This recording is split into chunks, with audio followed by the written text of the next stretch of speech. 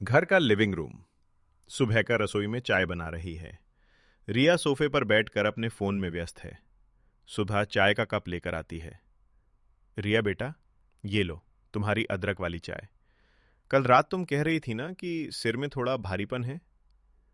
माँ जी, मैंने आपसे कितनी बार कहा है कि मुझे सुबह सुबह आपकी ये घरेलू नुस्खे वाली बातें पसंद नहीं है। और ये चाय, इसमें चीनी फिर ज्यादा है। आप रहने ही दिया कीजिए। अच्छा, अगली बार कम डालूंगी। नाश्ते में क्या बनाऊं? जो मन करे बना लीजिए।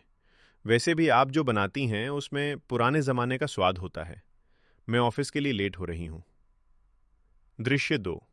रात का टेबल। आकाश, रिया और सुधा खाना खा रहे हैं। सुधा ने खाने में दाल और सब्जी बनाई है। फिर वही दाल? आकाश, देखो ना, माँ जी को पता है मुझे बाहर का खाना या थोड़ा स्पाइसी पसंद है, फिर भी जानबूझकर ये फीका खाना बनाती हैं। आकाश, रिया, माँ की तबीयत ठीक नहीं थी आज, फिर भी उन्होंने खाना बनाया। थोड़ा सम्मान से बात करो। सम्मान?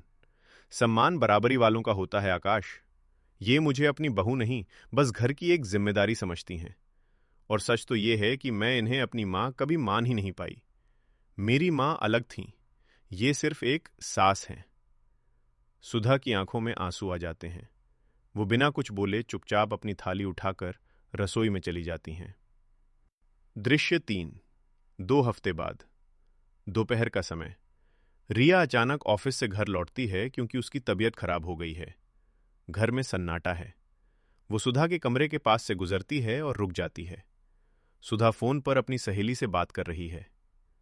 सुधा, नहीं बहन, मैं रिया से नाराज नहीं हूं। वो बच्ची है, अभी रिश्तों की गहराई नहीं समझती।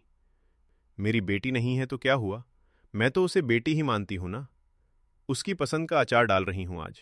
उसे खट्टा बहुत पसंद है। बस दुआ करना कि वो खुश रहे। मेरी वजह से उसे कभी कोई तकलीफ ना हो। रिया ये सुनकर स्तब्ध रह जाती है।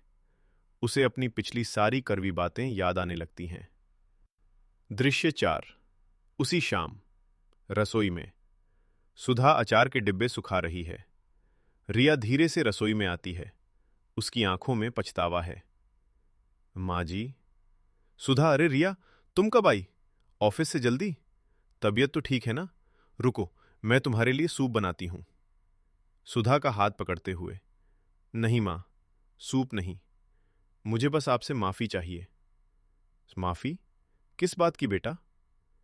मैं हमेशा आपको सिर्फ सास समझती रही, लेकिन आप तो तब भी माँ की तरह मेरी पसंद नापसंद का ख्याल रख रही थी जब मैं आपसे बदतमीजी कर रही थी। मैंने कभी ये देखने की कोशिश ही नहीं की कि आप मुझे कितना प्यार करती हैं। मुझे माफ कर दीजिए। पगली, माँ कभी बच्चों से नाराज होती है क्या? बहू जब घर आती है तो वो सिर्फ एक रिश्ता नहीं, बल्कि घर की रौनक होती है। मुझे खुशी है कि आज तुमने मुझे माँ कहा।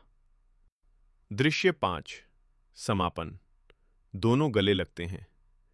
आकाश दरवाजे पर खड़ा ये सब देख रहा होता है और मुस्कुराता है। घर का माहौल अब भारीपन से नहीं, बल्कि अपनेपन से भरा है।